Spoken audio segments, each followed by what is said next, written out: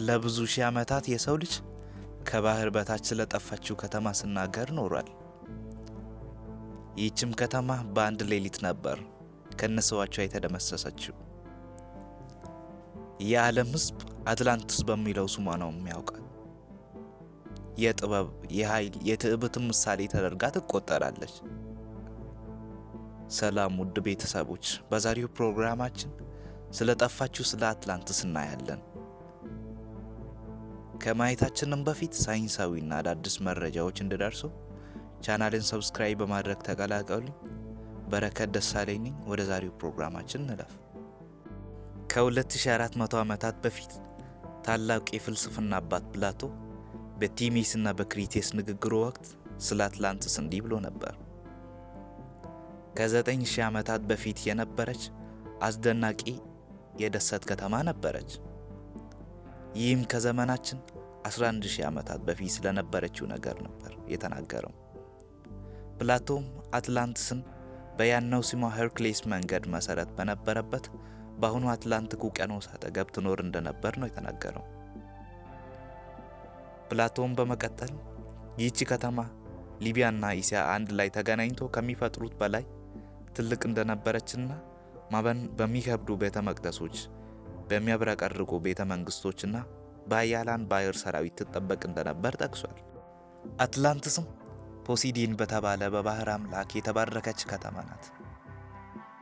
ዋና ከተማም የተገነባው በሚያማምሩ ኮንክሪቶች ሲሆን ኦርካሊየም በተባለ መታል የከተማዋን ግንቦች ስለተለጠፉ እንደ እሳት ያበረቀርቃሉ። እጅግ በጣም በማደጋቸውም ኩራት ሲሰማቸው እንደዚህ የባረካቸውን አምላካቸውን ይረሳሉ። አምላካቸውም እጅግ በመቆጣት በአንድ ቀንና አንድ ሌሊት ከተማቸውን ከባህር በታች አሰጠመው ይላል። ለብዙ ክፍለ ዘመናት ተመራማሪዎች ተከራክረውበታል። አትላንቲስ እውነትም ነበረች ወይስ ዝም ብሎ የማስተማሪያ ተረት?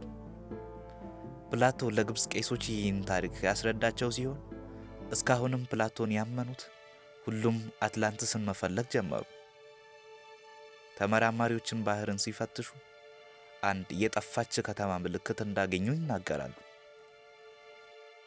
አንዳንዶች አትላንቲስ የምትገኘው ለአዞሪስ ደሴት ቀርባ ነው ሲሉ፣ ሌሎች ደግሞ አይ ታሪኩ እንደዛ ከሆነ ከተማዋ ከዓለም ገጽ ጠፍታለች፣ ምክንያቱም በበረዶው ዘመን የተከሰተው ጎርፍ በዓለም ላይ ያሉትን ሁሉንም መንግስታት ስለደመሰሰ ነው ብለው ያምናሉ። በዚህ መሃል አንድ ጽንሰ ሐሳብ ይመጣል። ይህም ሳንቶኒክ ቲዮሪ የሚባል ሲሆን በግሪክ ቴራ ደሴት ከክርስቶስ ልደት በፊት በ1600 በእሳተ ገሞራ ፍንዳታ የጠፋችውን በጥበብና በሙዚቃ ምጡቅ የነበረች የሚኖን ስልጣኔ እንደ ምሳሌ የሚያቀርብ ሲሆን አትላንቲስም እንደ ሚኖን ስልጣኔ ጠፍታ ሊሆን እንደሚችል ያስረዳል። አንዳንዶች ደግሞ አይ አትላንቲስማ የተደበቀችው በአንታርክቲካ በረዶ ውስጥ ነው ሲሉ፣ ሌሎች ደግሞ በካሪቢያን ደሴቶች በምትመደብ በባሃማስ በተገኘው በቤምኒ መንገድ የሚገኘው እንግዳ አለት የአትላንቲክ ቅሪት ሊሆን ስለሚችል እዛ ተደብቃለች ይላሉ። በሳሃራን በረሃ ፕላቶ እንደተናገረው ክብ ቅርጽ የያዘው የሪቻት ስትራክቸር ተብሎ የሚጠራው ወይም በተለምዶ ኢ ኦፍ ሳሃራ የምንለው ከህዋ ሆነን ማየት የምንችለው ሲሆን ትክክለኛ የአትላንቲስ መገኛ ሊሆን እንደሚችል ይገመታል። እንደ ፕላቶ ንግግር አትላንቲስ ጠንካራ መንግስት የነበራት ሲሆን የመጠቀ የእርሻ ስራ፣ የመጓጓዣ መንገዶች፣ ጠንካራ መርከቦችና በዘመናቸው እጅግ ኃያል እንደነበረች ይናገራል። ቤተ መቅደሳቸውም በወርቅ የተሸፈነ ነው። አትላንቲስን በጥበብ የመሯት ነገስታት ቁጥር 10 ብቻ ሲሆን እንዳደጉት ሁሉ ሌሎች ነገስታት ሙሰኛ ብቻ ነበሩ። እንደ ዘመናዊውም ጽንሰ ሐሳብ የአትላንቲስ ማህበረሰብ በቴክኖሎጂ የመጠቁ ሲሆን ከኤሊየንሶች ጋር ግንኙነት እንደነበራቸው ይነገራል።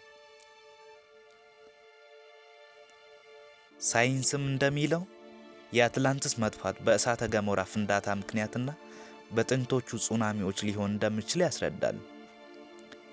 ለዚህ ማስረጃ ሲያቀርቡ በህንድ በጃፓንና በሜዲትራኒያን ባህር የሰመጡ ግን በደንብ የምታወቁ ትላልቅ ስልጣኔዎችን ያሳያሉ። በ20ኛውና 21ኛው ክፍለ ዘመንም ፍለጋው ቀጥሏል። ተመራማሪዎች በሳተላይት፣ በድሮኖች፣ በዘመናችን በኤአይ ሳይቀር የዚህን ምስጢር ለመፍታት እየታገሉ ነው። የአትላንቲስን ታሪክ ከመጽሐፍ ወደ ፊልሞች፣ ከተመራማሪዎች ወደ ሰሚዎች እየተቀባበልን እስከ ዛሬ ቆይታለች። ከዚህስ በኋላ አትላንቲስን የምናገኛት ይመስላችኋል? ሀሳባችሁን ኮመንት ላይ አስቀምጡልኝ። ቪዲዮን ስለተከታተላችሁ አመሰግናለሁ።